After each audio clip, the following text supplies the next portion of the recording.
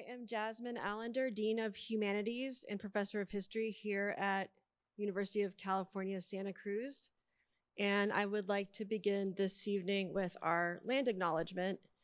UC Santa Cruz recognizes the history and presence of Indigenous peoples and their enduring relationships to their traditional homelands. Land acknowledgements help create awareness of the cultural erasure of Indigenous peoples and the processes of colonization and subjugation that have contributed to that erasure. The land acknowledgement used at UCSC was developed in partnership with the Amah Mutsun Tribal Band Chairman and the Amah Mutsun Relearning Program at the UCSC Arboretum. The land on which we gather is the unceded territory of the Awaswa-speaking UP tribe. The Amah Mutsun Tribal Band, comprised of the descendants of Indigenous people taken to Mission Santa Cruz and San Juan Bautista during Spanish colonization of the Central Coast, is today working hard to restore traditional stewardship practices on these lands and heal from historical trauma. It's my pleasure and privilege now to introduce our speaker, Bettina Aptheker, UCSC Distinguished Professor Emerita. It's going to be a long list, so hold on. Previous holder of the UC Presidential Chair in Feminist Critical Race and Ethnic Studies, and the inaugural holder of the Peggy and Jack Baskin Foundation Presidential Chair for Feminist Studies, who will engage us this evening in a discussion about her new book. I want to thank the Humanities Institute and Bookshop Santa Cruz for sponsoring this event. And one logistical note, after Bettina speaks and take questions, she will be signing books to my left at the table over along that wall, and a line will form and possibly form its way out of the door outside. If you have a book in hand and you're ready to have that signed, that's great. Please join the line. If Bookshop, do we still have books? We have a limited number of books that you can also purchase and then get in line. And if for some reason they run out, you can pre-order and they'll give you a book plate that you can still get signed and then put in your book when it arrives. So all will be well. Bettina Aptheker is an accomplished, innovative, prolific scholar and teacher. She received her PhD from the History of Consciousness Department and taught at UCSC for more than 40 years. Starting out in 1980 as the only lecturer in women's studies, she became the department's first ladder-ranked faculty member in 1987. She is legendary for teaching an Introduction to Feminism course and presented those brilliant class lectures to some 16,000 students with warmth, intelligence, and connection. Students have described the course as galvanizing, life-changing, and eye-opening. To this day, she gets stopped at airports and in faraway countries, probably pre-pandemic, by her many admirers and former students. She was honored with the Alumni Association's Distinguished Teaching Award in 2001 and the Humanities Division's John Dezicki's Teaching Award in 2017. In addition to Intro to Feminism, she taught courses in Black feminist history, queer history, and developed graduate seminars on feminist pedagogy and Black feminist reconstruction. She also created a new entry-level course called Feminism and Social Justice, which she taught in the decade before her retirement. Bettina continues to spend her life not just saying, but demonstrating through her advocacy, her activism, and her influential scholarship and teaching that the personal is political. And that's a good reminder to silence your phones if you haven't done so already. She showed this, for example, in her acclaimed book, Intimate Politics: How I Grew Up Red, Fought for Free Speech, and Became a Feminist Rebel, which unfolds at a time of political strife, starting with the McCarthy trials and documenting the rise of the free speech, anti-war, civil rights, and women's liberation movements. She's authored several books, including The Morning Breaks, The Trial of Angela Davis, Tapestries of Life, Women's Work, Women's Consciousness, and the Meaning of Daily Life, and Women's Legacy, Essays on Race, Sex, and Class in American History. Now I'm proud to say that UCSC, where Bettina helped launch the political lives and careers of countless social justice advocates, is also a launching point for her newly released book, Communists in Closets: Queering the History, 1930s to the 1990s. Based on a decade of painstaking research, correspondence, and interviews, she delves into the history of LGBTQ+ people involved with the Communist Party, while drawing closely from her own experiences. From 1938 until 1991, the Communist Party banned gays and lesbians from membership. Because of the ban, gays and lesbians who supported the party were usually very closeted. But the book tells us an inspiring story of individual party members who championed gay and lesbian rights, anti-racist movements in the 1950s, and helped lay the foundation for the women's liberation movement. Communists in Closets tells a compelling story of the fight for political liberation despite the barrier of homophobia, and is of strong relevance to today's students, academics, and general readers interested in rethinking political history, gender studies, and the history of sexuality in America. Please welcome our distinguished speaker, Bettina Aptheker.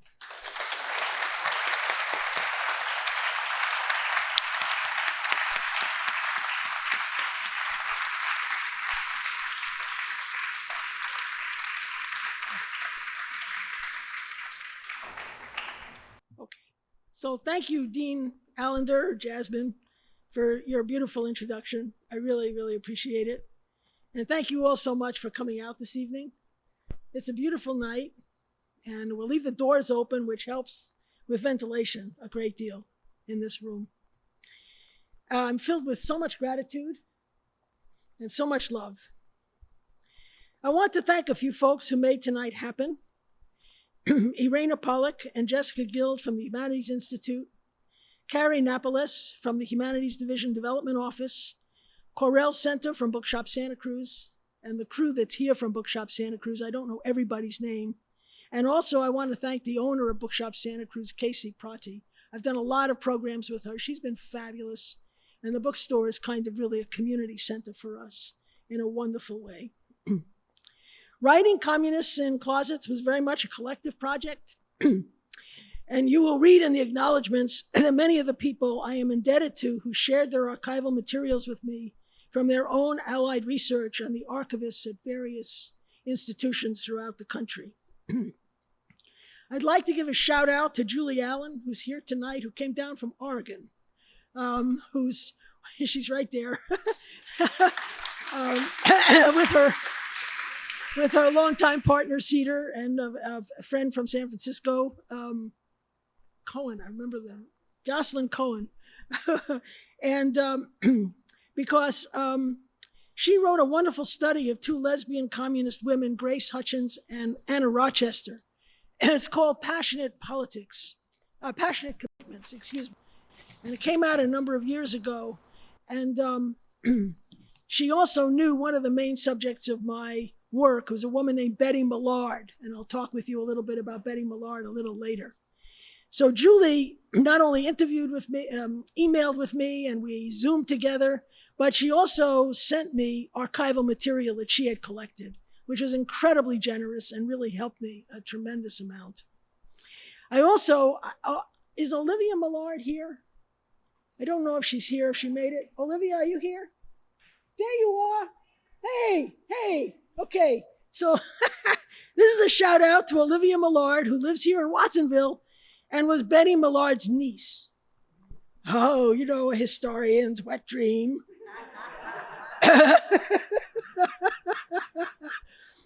So she invited me to her home and shared so much of Betty's work with me that was not in the archive and answered my endless questions with such patience and generosity. I also want to thank Sarah Schuchard, who is somewhere here, and I don't know where. Sarah, there you are. Hey, Sarah. Wonderful. In desperate need of an editor, an indexer, and a computer magician, I found Sarah through a mutual colleague only a few months out from the publisher's deadline for the manuscript. Excuse me. She worked miracles in between teaching her classes here at UCSC. She also was the first person to read the book who wasn't connected to me in any way. And she so encouraged me with her response to it. So I felt like I was talking, wasn't just talking to a mirror, you know. Thank you, Sarah. And I also know that she's here. Jenny Q. Sandroff. Jenny, I don't know where you're sitting. There you are. Who designed the cover. Is a graphic designer with Blue Heron Graphics here in Santa Cruz. And it's a gorgeous cover. Everyone who sees it says that to me. And so, Jenny Q, thank you so much. And thank you for coming tonight. And I also want to thank my daughter, Jenny Kurzweil, who's sitting right there, because she's a terrific editor, a wonderful creative writer, and she made absolutely wonderful suggestions, all of which I took. Really, I did, including sometimes she reorganized whole paragraphs. She said, do this, this, this, and this in this order. Okay, I said. She did this in order to make the book more readable, and I am deeply indebted. And I want to thank Ann Jealous, who's I know is here, but I don't know where you're sitting. Ann, right there. My dear friend of many years, and Ann read different chapters and offered editorial suggestions. And the two chapters that mattered the most, one of them was the one on Lorraine Hansberry. And I thank you tremendously for your work. And then just after I turned 76, my darling Kate, who is right over there, asked me if I was ever going to write this book. Oh, sure, I said, as though I was 26 and would get to it down the line. And she looked at me and she said, you're 76. Maybe you best get at it. I said, reality dawning? Okay. Over the years, we have had many conversations about this book. They were extremely helpful to me. Then the pandemic started, and so I sat at the kitchen table and I wrote it. The book was made infinitely better by her meticulous attention and her loving compassion over the decades we have been together. Thank you, Kate.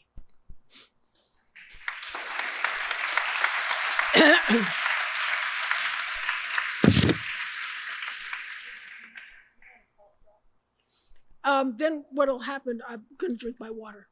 Thank you so much for the offer. One of the things that happens when you teach for 40 years is your voice gets hoarse. So I organized the book mostly as a series of stories about people's lives. I included myself when it was relevant, and in the afterword, I tell a little of my own story as a closeted communist for the 19 years I was in the Communist Party. Those dates are from 1962 to 1981. And this is how the book opens. I came out of the closet with confidence in 1965 as a communist. That's my first sentence. I had been a prominent leader in the free speech movement at the University of California, Berkeley campus the previous year. Now I was running in a student-wide election for a position on the Rules Committee that would govern free speech on campus. I thought the students should know my political affiliation, which at the time was still only semi-legal. I wrote an open letter to the students, and it was published on the front page of the Daily Cal. I was 21. The next day, a headline on the front page of the San Francisco Examiner read, "Bettina admits it, she's a red." And I won the election by a landslide. I don't remember feeling particularly fearful about my communist coming out. This was because it was emotionally congruent with my family and friends. I did get a lot of mail. We had no email then, and we had no social media then. Some of it viciously misogynist and anti-Semitic. There were also death threats, some more serious than others. I lost my auto insurance because the company now considered me a target person. I also got hundreds and hundreds of letters of support, some of which were deeply moving to me. And then 2 pages later, I came out as a lesbian 10 years after Stonewall. It was November 7th, 1979. I had fallen in love with a woman, and I was soaring with happiness. I was also sometimes stricken with absolute terror. My sweetheart had no such terrors. Kate was thrilled to claim a lesbian identity and called up all manner of friends from her adolescence and young adulthood to proclaim it. They may have been more than a little startled, but most of them were supportive, swept up by her affirming enthusiasm. Born and raised in North Dakota, in a working-class family whose parents were Republicans and devout members of a Lutheran church, She had somehow escaped all of the intense and damning homophobia that I had absorbed in and around the communist left. This might say something about what the word radical means. It is also striking that Kate did not internalize homophobia while I was saturated with it. A little bit further down, I kept my lesbian identity a secret from my parents for years. And I drove Kate crazy with my endless speculations about whether or not my mother knew. Really, in retrospect, it was ridiculous. But at the time, I was in an emotional cliff, alternating between ecstasy and paranoia. Finally, I talked to my mother, and she told me that she had known I was a lesbian since I was 16. When I shrieked, "Why didn't you tell me?" she said, "Because I hoped for the best for you." And the best, from her point of view, was marriage and children. And then she said, "You know, Lillian Wald was a lesbian." Lillian Wald was a social worker and founder of the Henry Street Settlement on the Lower East Side of New York. This settlement house, with its English language classes, dance classes, and many cultural programs, had been a haven for my mother and thousands of other impoverished immigrant children and their families. "How did you know about Lillian Wald?" I asked, in astonishment. I had only recently read an essay about her by the feminist historian Blanche Wiesen-Cook, affirming Wald's lesbian identity. "Oh," my mother said casually, waving her hand as if to brush away a fly. "Everyone in the neighborhood knew. So much for historians and our archives." So that's sort of the opening. All right. I was very, very careful about naming people as gay, lesbian, or non-heterosexual. That was another category I came up with. And likewise, very careful about affirming membership in the Communist Party, or close enough to what I called the communist left. In telling their stories, I am also telling the story of communist organizing, from the 1930s in the Popular Front against fascism to the late 1940s and 50s during the height of the McCarthy repression, in which thousands of communists and thousands of LGBT people lost their jobs, their homes, and in many cases their families, and were forced to leave their communities. Others were put on trial and imprisoned. Others were brutalized by police and FBI and under constant surveillance. Others were beaten in gay bashings. Some were killed. The party's ban on LGBT membership was not lifted until 1991, and the first serious resolution at a party convention affirming LGBT human rights was not until 2005. This is an appalling history. In the 1930s and 40s, the Communist Party membership was over 100,000. Its cultural magazine, The New Masses, had a circulation of tens of thousands. And its contributors included everyone from Michael Gold to Langston Hughes, from Theodore Dreiser to William Carlos Williams and Upton Sinclair, to Ernest Hemingway and Richard Wright, to Merida LeSueur, Josephine Herbst, and Tilly Olson, and dozens more, many of whom are placed today in the U.S. literary canon. From this point of view, the Communist Party was a significant political force on the American left.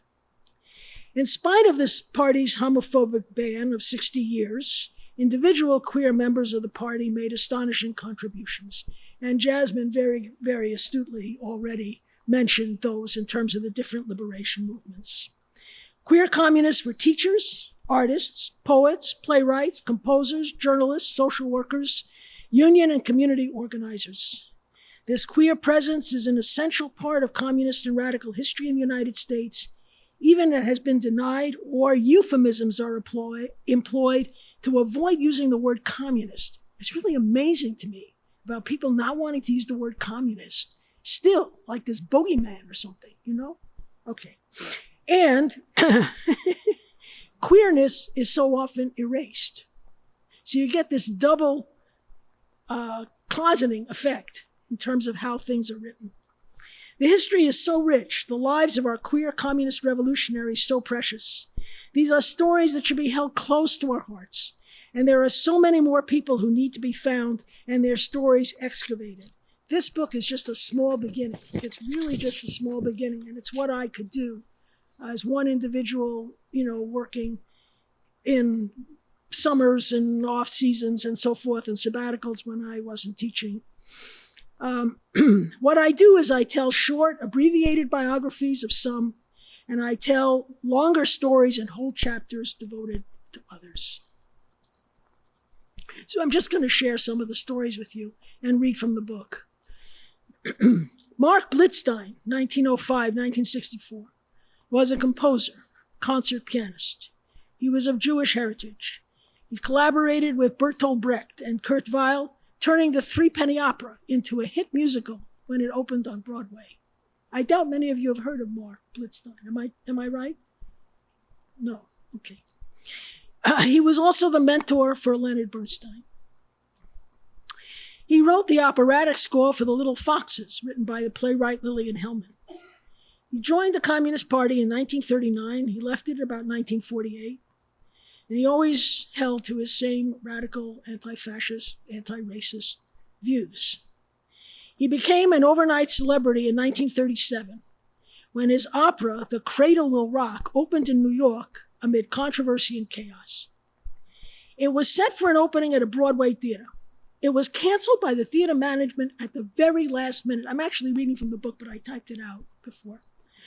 It was canceled. Sorry. I just want you to know that it's in the book. It was canceled by the theater management at the very last minute. A crowd of ticket holders was already gathered outside awaiting admission. Blitzstein and his crew of actors and musicians that included director Orson Welles raced around and found a theater further uptown. It opened that night, a couple of hours late, in a larger venue with a packed hall. One reviewer in the regular press, I think it was the Herald Tribune, characterized it as, quote, the most exciting evening of theater this New York generation has seen, close quote. The reason for the controversy?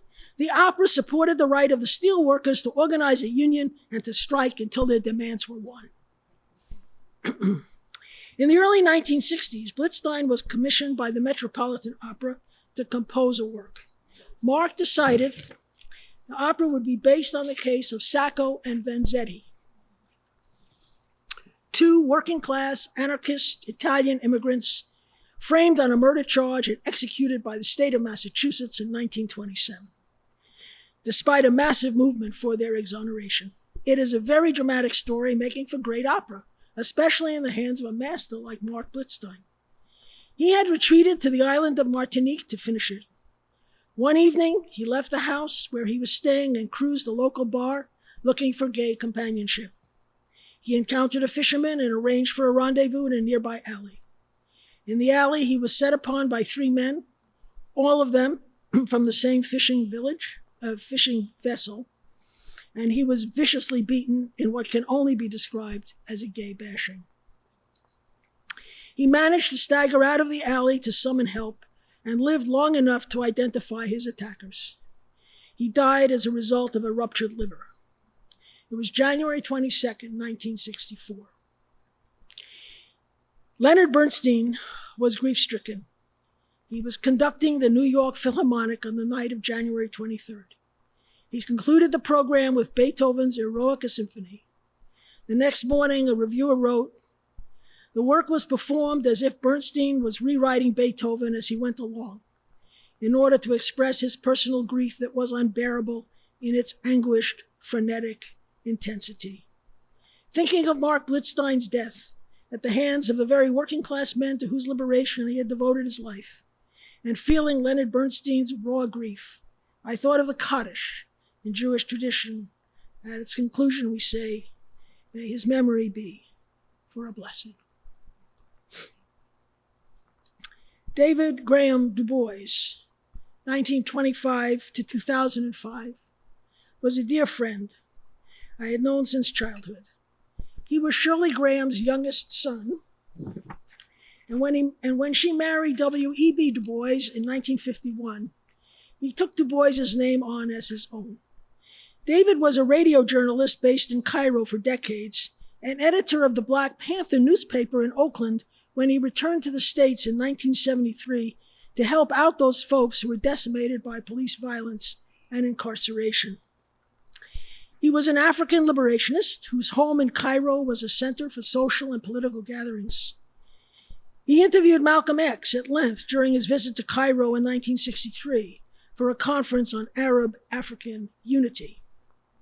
In the last 2 decades of his life, David spent 6 months of each year at the University of Massachusetts Amherst, where he taught in the Afro-American Studies Department and ensured the placement of the papers of W.E.B. Du Bois, which was very, very difficult because it was fraught with politics. Let's just put it that way. And he also placed his mother's papers at the Schlesinger Library for Women's History. So I wanted to read a little bit about David from the book. In 1987, I was invited to the University of Massachusetts in Amherst for a conference on African American women and the vote. Our reunion, David's and mine, in Amherst that evening was completely unexpected, and we were brought together by mutual friends.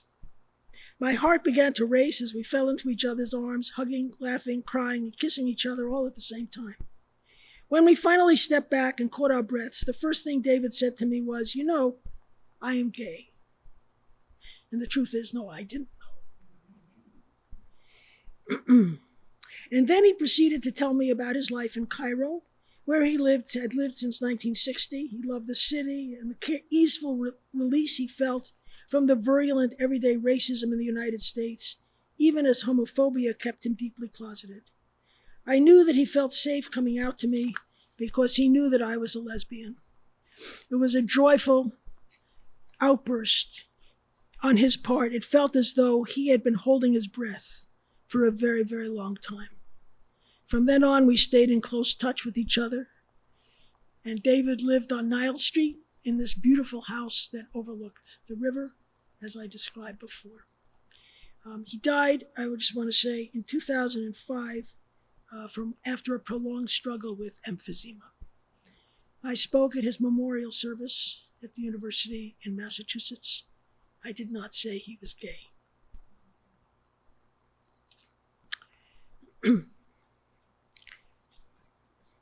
Marge, France. How many of you remember Marge? Shout out for Marge, France. Yeah. I thought I'd include her tonight because I knew half of you would know her. Marge, France, 1922 to 2015. Many of you here tonight, I already said that. Okay. She taught at UCSC for many years in American Studies and in Women's Studies. I first met her when I was 18. I was just entering UC Berkeley as a freshman, and she was in the circle of communists and ex-communists who organized for decades in the San Francisco Bay Area. Marge was a lesbian, life partners with Eleanor Egstrand. Before her retirement, Eleanor had been the librarian for Russian studies at the UC Berkeley Library. What many of you may not know is that Marge was born and raised in Birmingham, Alabama. Her father, Joe Gelders, had been a physics professor until he was fired for being a communist. I am reading again a little excerpt from my book. This is from page 30. Well, you don't care what page it is. It's telling me my page 38. Okay. In 1935, the same summer in which he turned 13 and had joined the Young Communist League, Marge traveled with her father, Joe Gelders, to New York City. She was allowed by him to roam the city during the day while he attended Columbia University to study physics. It was in the middle of the Depression, and the family had very little money, so they hitchhiked to New York and stayed with friends. Marge described herself as a kind of super tomboy. In her oral history, she said that she wanted to be a boy. But of course, in Birmingham, or even New York, there was no way to really process or begin to understand her feelings at this time. This precocious, adventuresome, and loving teenager had a grand time in New York. Among other projects, for example, she rode the subway and walked through the cars selling the Daily Worker, which is a Communist Party newspaper. Yeah, she sold the Daily Worker to the passengers. She said that some bought it just to hear the deep Southern accent, which they found hilarious, and perhaps incongruous in its apparent communist incarnation. Some even tore up the paper they had bought just to hear her talk. Marge was unfazed.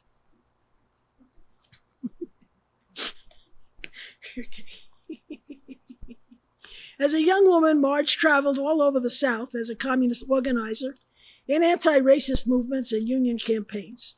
She was indefatigable. Marge married, moved to Berkeley, had 4 children, and helped to found the Civil Rights Congress, along with the writer Jessica Mitford and the poet Maya Angelou in the early 1950s.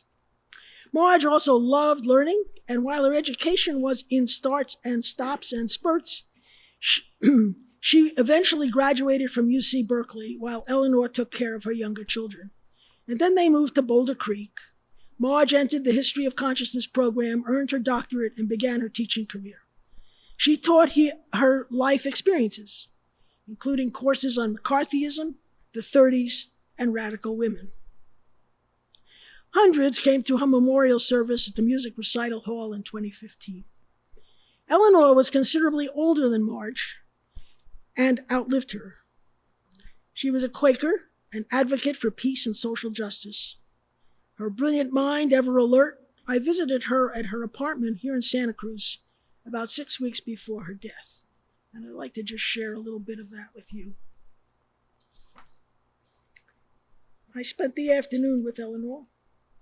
When I arrived, she was sitting at the kitchen table, listening to a book on tape. Her window was open, and we looked out into a clear blue sky and the upper branches of surrounding trees.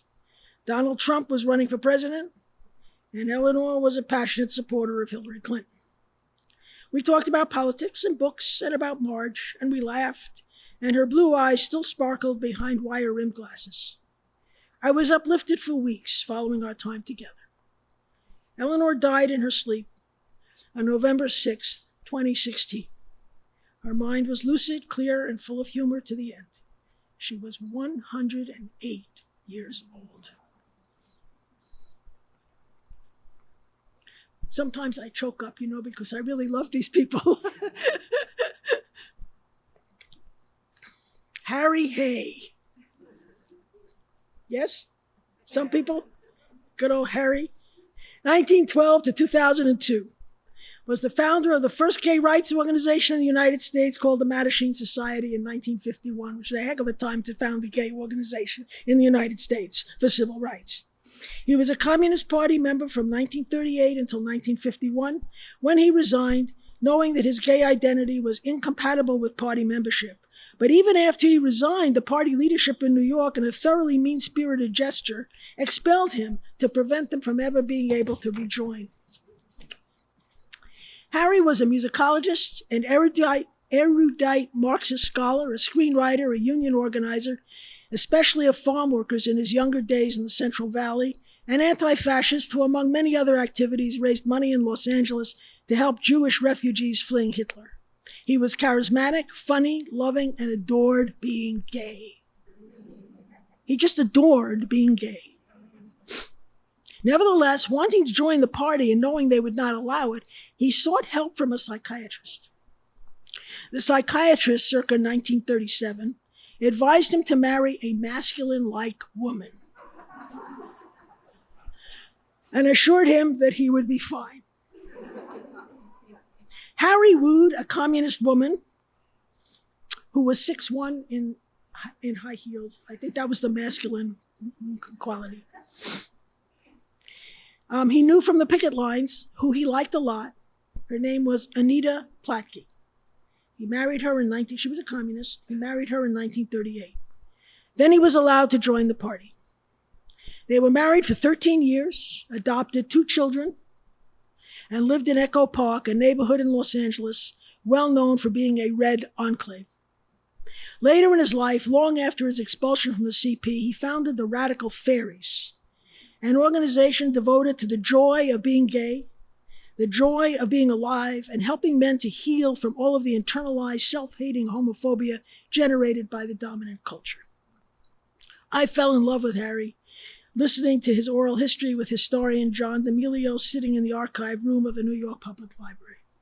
I want to read 2 little excerpts from my book about Harry Hay.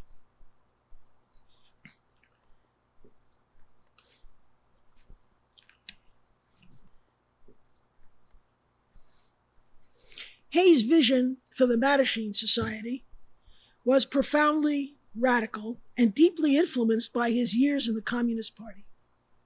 Hay asserted that gay and lesbians were, quote, a historically oppressed cultural minority, a concept that evolved out of his educational work in the CP.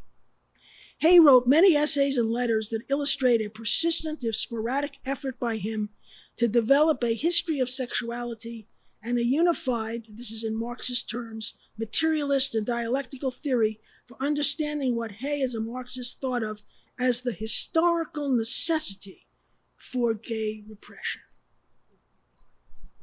There are many moments of blazing insight, although I don't think Hay was ever completely satisfied by his work, and many other political and intellectual projects interrupted this theoretical effort. It's very important, in any discussion of Harry Hay, you really have to talk about his theoretical work because it was very, very important to him. Okay, and then this last thing from Hay that I wanted to read.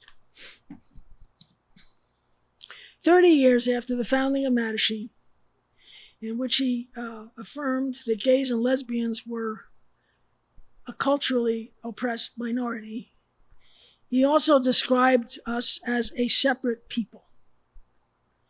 He spoke at the Gay Pride Parade in Los Angeles, and this is what he said, and it's in the souvenir program. He said, "So let us begin. There is so much healing to be done, so much mending, and so much tending, and time may be shorter than we know. Out of history we emerge, a separate people whose time is at hand. Out of the mists of our long oppression, we bring love for ourselves and for each other, and love for the gifts we bear. So heavy and so painful the fashioning of them, so long the road given us to travel to bring them a separate people. We bring a gift to celebrate each other. 'Tis a gift to be gay. Share the pride of it, a separate people. We bring a gift to celebrate each other. 'Tis a gift to be gay. Share the pride of it, a separate people. We bring the gift of our, what he called subject-to-subject consciousness in everyone, that all together we may heal our planet, feel the magic of it. Welcome, my dears, to the work we have ahead of us." He was really quite the man, you know, really quite the man. Betty Millard, 1911 to 2010. Now notice those dates. She died at the age of 98. Hailed from a wealthy white family in a suburb near Chicago. She once described herself as a 10-year-old upper-class snob who turned into a 15-year-old communist because of her numerous crushes on girls that cast her outside the bounds of acceptable society. While actually she didn't join the Communist Party and the Young Communist League until she was in her early 20s. The story speaks to the interior sense of herself as a perennial outsider and revolutionary. I will introduce you to Betty reading from the book. This is just a little excerpt from the book, page 104. I have it all marked out here. You doing okay? Okay, all right. Here I am. 2 years after Harry Hay founded the Mattachine Society, another queer communist, Betty Millard, was in Beijing, then Peking, in the newly founded People's Republic of China. She was part of a 3-person U.S. delegation to the first ever All-Asian Women's Conference held in December 1949. Betty Millard was a charismatic, energetic, and immensely creative activist, writer, journalist, and later in her life, a photographer and poet. Those who knew her described her as a warm, open-hearted woman with a wicked sense of humor. Throughout her life, Betty was passionate about women, lovers with many, even as she remained deeply circumspect and closeted for much of her life, contradiction that was to haunt her for decades. And I did share with people a little earlier over dinner that I said she had so many lovers. She cut such a swath through Europe when she was there. I lost track. I couldn't keep track of it. And so then I stopped trying to map it. It didn't matter. Once in the party, Betty joined the editorial staff at the New Masses. She thus found herself at the very center of the literary left and communist world. And while there, Betty wrote one of the earliest efforts toward a Marxist feminism, Woman Against Myth, that was widely read and discussed. Now, I want to read to you the little passage of why she wrote why she wrote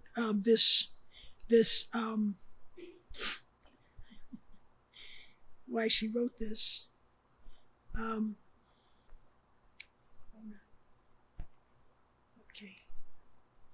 Okay. The editor of the New Masses during Betty's tenure was Joseph North, who had been on the front lines during the Spanish Civil War. I remember Joe very well, a rumble-tumble, sharp-talking kind of man with a mop of curly black hair and a powerful boxer-like frame. In her interview with an oral historian, Betty told a story that said a lot about him and the kind of everyday sexism that saturated daily life in the party and how women navigated it. Joe had gone to lunch with Elizabeth Gurley Flynn, who was a legendary union organizer, and Grace Hutchins. This was around the time Elizabeth had become chair of the party's National Women's Commission.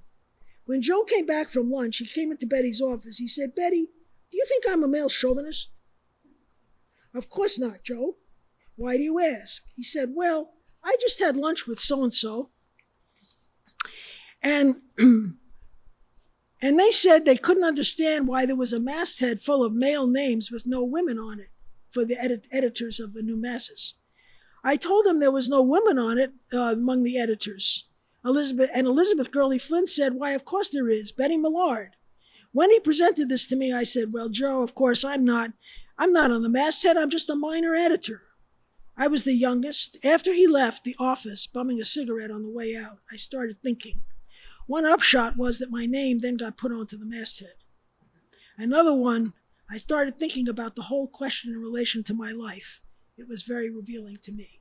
And that's why she wrote Woman as Myth, which was a Marxist, socialist, feminist analysis before Simone de Beauvoir's Second Sex and long before Betty Friedan's Feminine Mystique.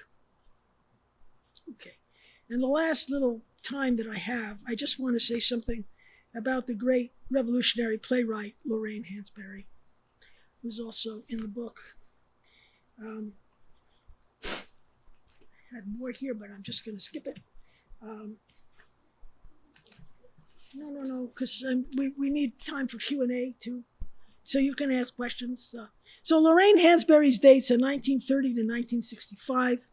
She is best known by most people for the playwright for writing A Raisin in the Sun. That was the first play ever produced on Broadway by an African-American woman. Hansberry joined the Communist Party in 1948. She left it sometime in 1957, although her politics didn't change. Tens of thousands of children have read Raisin in the Sun. As a communist, she was under constant FBI surveillance, and an agent from the FBI was assigned to attend the play. He was asked whether or not it was a communist play by Hoover. He said no, then hesitated and qualified his assessment, pointing out that there was considerable dialogue in the play about African liberation. Indeed, whole chunks of dialogue come straight out of her notes from a class she took with W.E.B. Du Bois on African history. And I noticed that because I had just been in the archive, and then I saw the play, and I saw that it had been completely lifted out of her notes. Lorraine Hansberry was nurtured and mentored by an extraordinary cohort of African-American communists based in Harlem around a monthly news journal called Freedom, where she was an assistant editor from 1950 to 54. The news journal was published by Paul Robeson, and its editor was Louis Burnham. Others in this circle included William L. Patterson, Louise Thompson Patterson, Alice Childress, Elizabeth Catlett, who was a great artist, Charles White, also a great artist, and a dozen more. So I'm just going to skip some of this in order to conclude. I just want to say that in a lot of the PBS special and the books about her, they acknowledge her being in the Communist Party, maybe. They acknowledge her being a lesbian, but it's not central to their stories about her. And I think it's central to who she was. So I just want to say the first film ever made showing a lesbian love affair was produced in Mexico in 1951. It was called Muchachas en Uniformes, Girls in Uniform. It is set in a Catholic school in which a student and teacher fall in love with each other. It was based on a German film from 1931 that had been set in a boys' boarding school, in which a teacher and student are lovers. Of course, the Nazis had banned it. Among the co-stars in the Mexican film was Rosaura Revueltas, a leading actress of the time and a member of the Mexican Communist Party. Although the film was not banned in Mexico, it did cause an uproar, especially in the Catholic Church, and Revueltas found herself blacklisted from further work. She immigrated to the United States and made her way to the home of Ralph and Sylvia Cuaron, Communist Party members who were at the center of Mexican-American organizing, not only in Los Angeles, but in the whole Southwest. And I do want to say that the party had a very strong presence among Mexican women and men from Arizona to New Mexico to Texas, but it was very difficult. I knew they were communists, but it was almost impossible for me to find out about their sexuality. And I do want to say that while Revueltas was in Los Angeles, she was recruited to be in the film Salt of the Earth. She plays Esperanza, which is the leading role in that film, which is a very feminist film about a zinc miners' strike in New Mexico.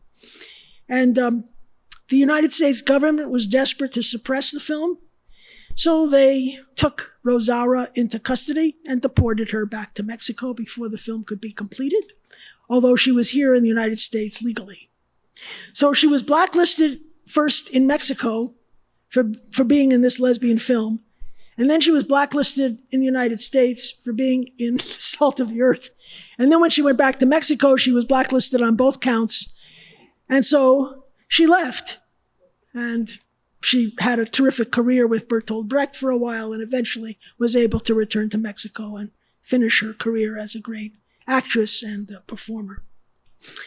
Finally, let me just say I conducted interviews with people who were in and around the Communist Party before and after the 1990s, when the ban on homosexuality was lifted. These include interviews with Dale Mitchell, a Stonewall veteran, Lowell Denny, a founder of Queer Nation in San Francisco, and Angela Davis, who affirmed her queer identity and longstanding relationship with her feminist studies colleague, Gina Dent.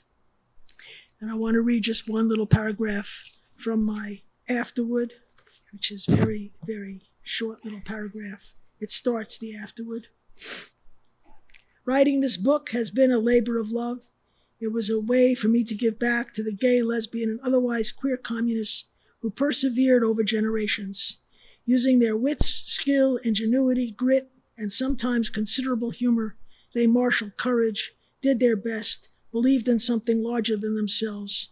They contributed mightily to anti-fascist, anti-racist, feminist, and liberation movements, including in some cases the very formation of gay liberation. I tell their stories to celebrate and honor them. Thank you so much, and thank you for your patience.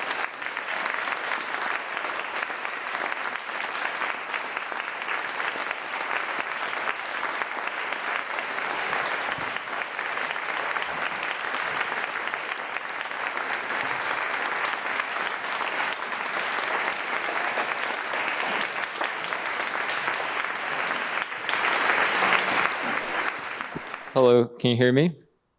Yes. Over here. Where are you? Hello. Thank you. Yeah, Hello. I'll try to make this quick. It might be a bit long-winded. Sort of. First of all, thank you for the lovely talk. So my understanding, I'm sure there are people much older and wiser than me here, so correct me if I'm wrong, that a lot of the ban on sort of homosexuality and like the Communist Party is a sort of mirror of what happens, for instance, in the Soviet Union, right? The reinscription of quote unquote Thermidor in the family in the 1930s. And sort of by the time that we get to people who come of age like yourself and many other people in the sort of 1960s through 70s, what commonly is known as the New Left, right, but had been mentored by people from the 1920s through 30s, old left generation, much of a lot of young radicals are motivated by a search for a new subject, right? If it's not like going to be the proletariat of the advanced industrial countries or otherwise, it might be somewhere else, right? So for instance, Black people in the United States, or women, or LGBT plus people, right? Or we'll look to the third world, the peasants, right? There's a search for a new revolutionary subject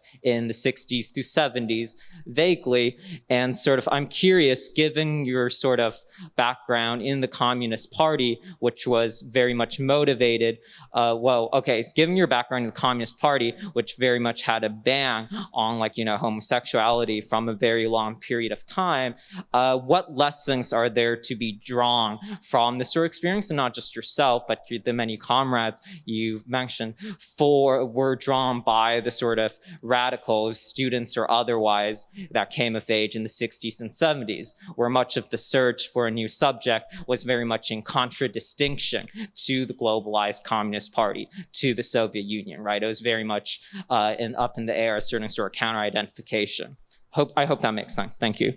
It makes some sense. I think I know where you're coming from. And let me just say, the ban in the Communist Party in the 1950s, what the party said was that people who were gay or lesbian could be accosted by the FBI and turned into informants by being blackmailed. And therefore, they were banned from being in the Communist Party. And the irony is that the US government said exactly the same thing in a mirror image, which was that that's part of why they fired all those people who were suspected of being gay or lesbian from various government positions and so forth, saying that they could be blackmailed by the Soviet Union and turned into informants. And so there you have this insane double mirror or something of the two sides like that. The other thing, however, about the communist opposition was that it was virulently homophobic. And if you read, as I did, and I didn't quote to you, it's in the book, but I didn't quote it to you, virulent homophobia, you will see that the Communist Party's statements about gays and lesbians they went far beyond being degenerates. They then condemned us as in all kinds of ways as a threat to the working class family, which they somehow thought working class people weren't gay or lesbian. I mean, I don't know. And so you read some of it now, it reads just like the right wing now is talking about gays and lesbians. It's exactly the same, except they were writing this in the 60s, 70s, and 80s. So that's one thing I can say. I think the other part of what you're getting at, which is more complicated, and I can't go into the whole thing in a short response, is that one of the fears of the leadership of the New York leadership of the Communist Party was that the women's movement, or especially the women's movement and the gay movement, would somehow substitute for a working class proletariat revolutionary movement. And so they condemned it as being what they called petit bourgeois, which is a sort of epithet in Marxist lexicon. And if you don't know it, it's fine. You don't need to know it. But that sort of idea. So I think that was another feature of what was going on. And yes, I think among the new left, I agree with you. I think there was, you read the material that people were writing. This is quite apart from gays and lesbians. You read people looking for some avenue for revolutionary struggle. And in terms of the Communist Party, Black people had always been heralded as part of the revolutionary movement. There had never been a question about that. But there was debate in the New Left about, because, and you know, you can see the reality of it in the sense that so many white working class people uh, persisted in racism and how difficult it was to form coalitions. And on the other hand, you can look at moments of great transcendence in which there was unity and there was struggle, and working class people were part of it. So it's a complex history, but I think that's where you're coming from, and that's what my response would be.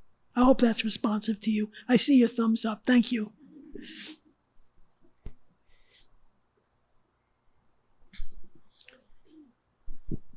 Oh dear. Microphone makes me nervous. So when I think of, like, I guess the juxtaposition of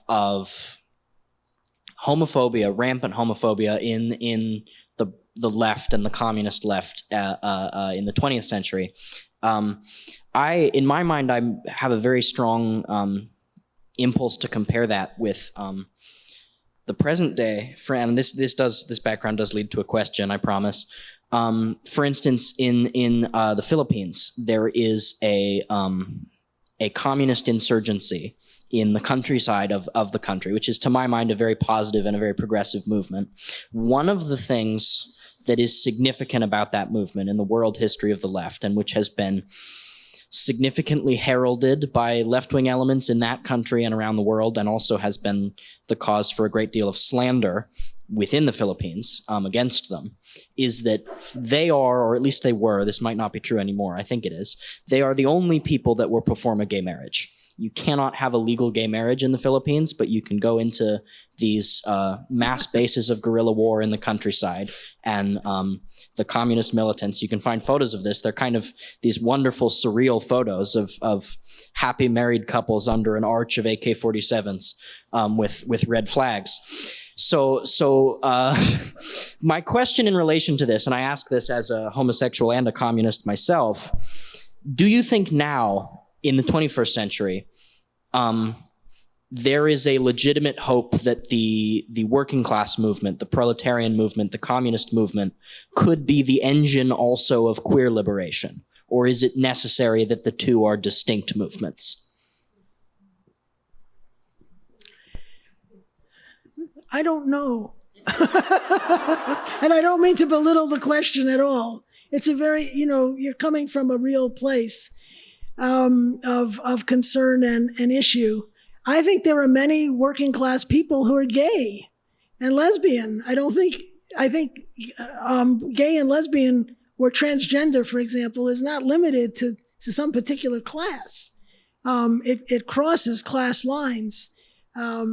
Just as I don't think, I think the brunt of racism is often experienced by working class Black people, but Black people of any class experience racism, and it's endemic to the country, right? And it's institutionalized and so forth. So you can't separate out these things or talk about them as though the engines of change are separate. That, to me, they're all intertwined. They're all interlocked. And I think they're not only intertwined with issues of sexuality and issues of race, I think they're also intertwined with issues of class. And also now, I think very much with climate change. I think there's this huge movement of understanding of the interdependence and intertwining of life on the planet. And that, to me, is a whole new level of consciousness that really transforms the way we think about social justice and social change. That's how I would respond to the question, briefly. I think there's... Hello? I had wondered if, during the duration of your research, if you'd come across examples of trans and gender nonconforming people who were similarly, like, exiled from leftist movements. Well, I came across. Thank you for the question. I came across some people, and part of this is also the time period that we're talking about, which is before the consciousness of transgender, before the non-binary ideas that we have now. But one of the most dramatic people that I found, she was really something.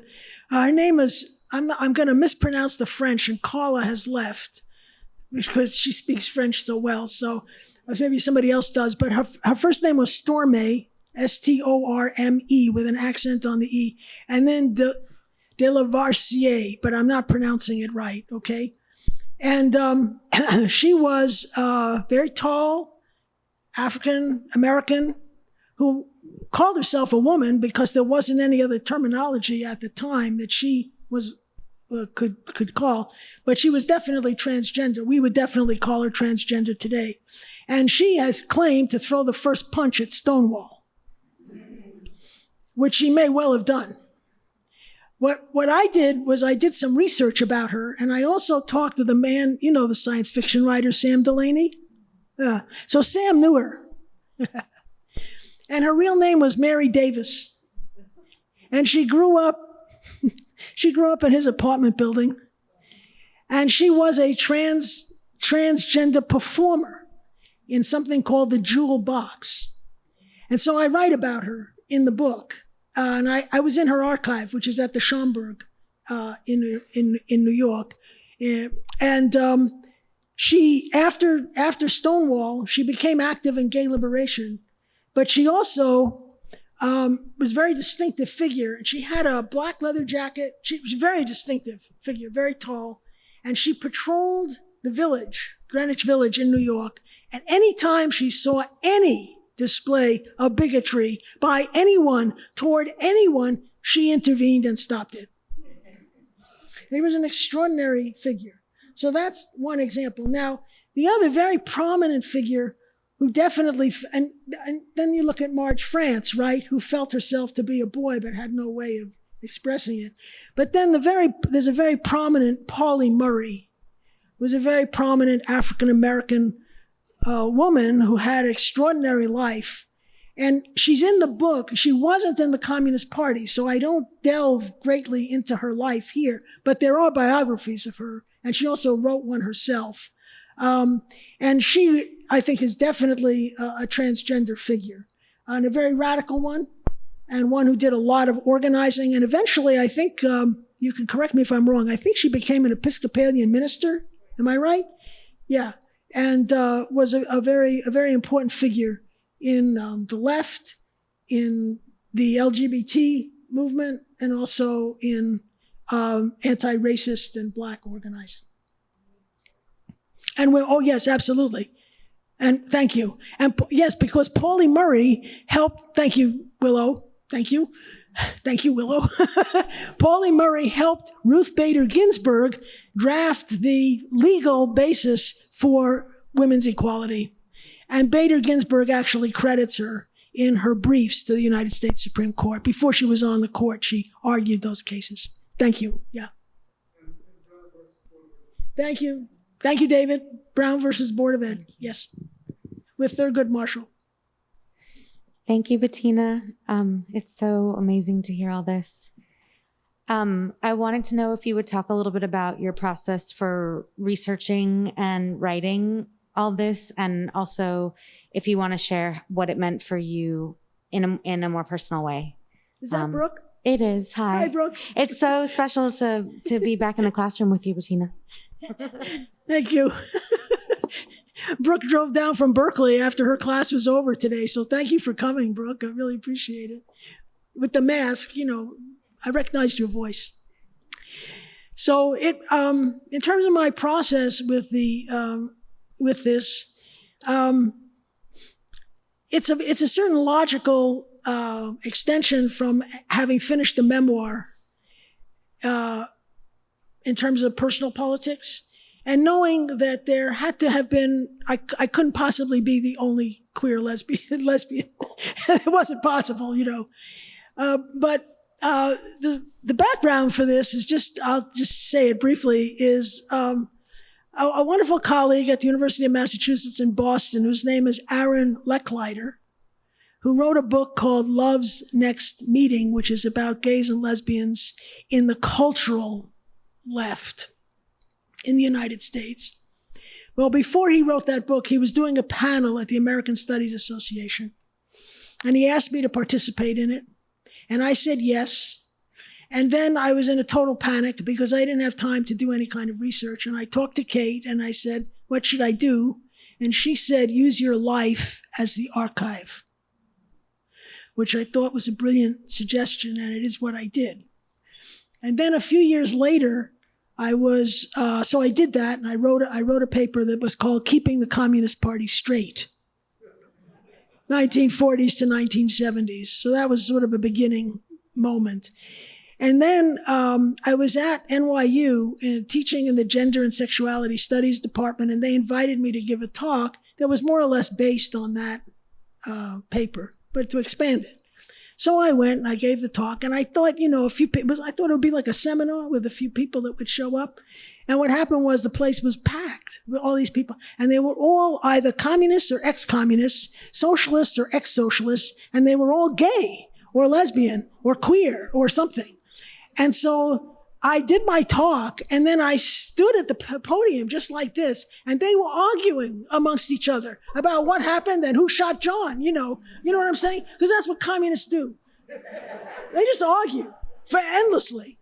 So they were arguing about it, and I was frantically taking notes from what they were saying, because it was like there was an archive. There was the archive in front of me. And so and then people came up to me afterwards, and they said to me, you have to write this book. So that was the origin of it. That's how it started. And then I got buried in the Tamiment NYU library, which is where the Communist Party files are. And I went from there. So short answer, but that's basically what happened. So this is going to be our last question.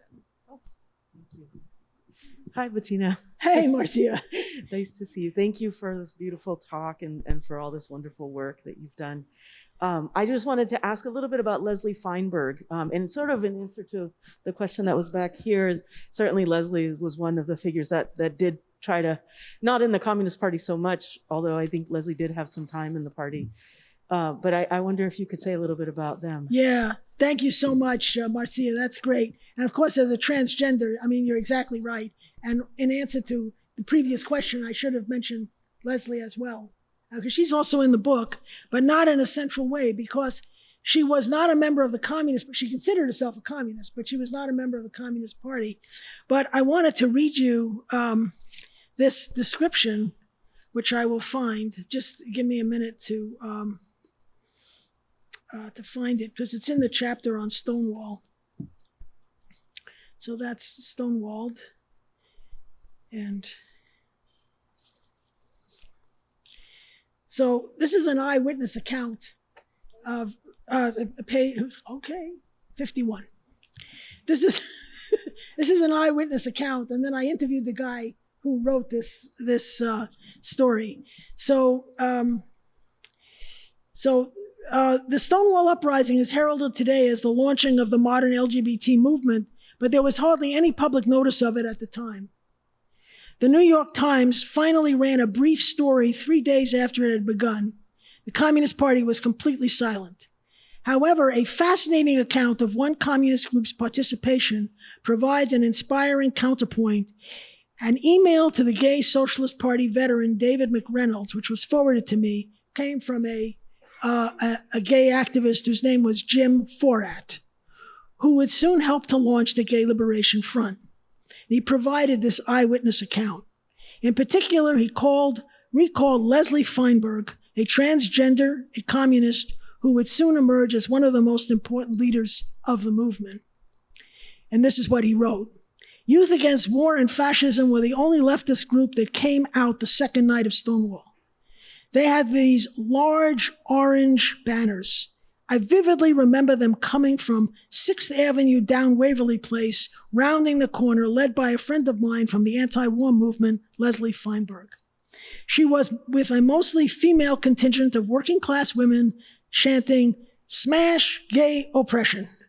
I never forgot that image. They were the only left group that had joined us, despite a few of us in a small group that had met late the first night and made plans to regroup the next night, who had tried to reach out to the New Left, the anti-war groups, anybody on the left we were active in. No one else came, just Leslie Feinberg leading that protest. And just to add, I have a long reference note about her in here also because she wrote Stone Butch Blues, which is a very, very important book. Came out early, relatively early in this movement. So I hope that's responsive, Marcia, to your question. Yeah. You said that was the last question? Okay. Thank you so much.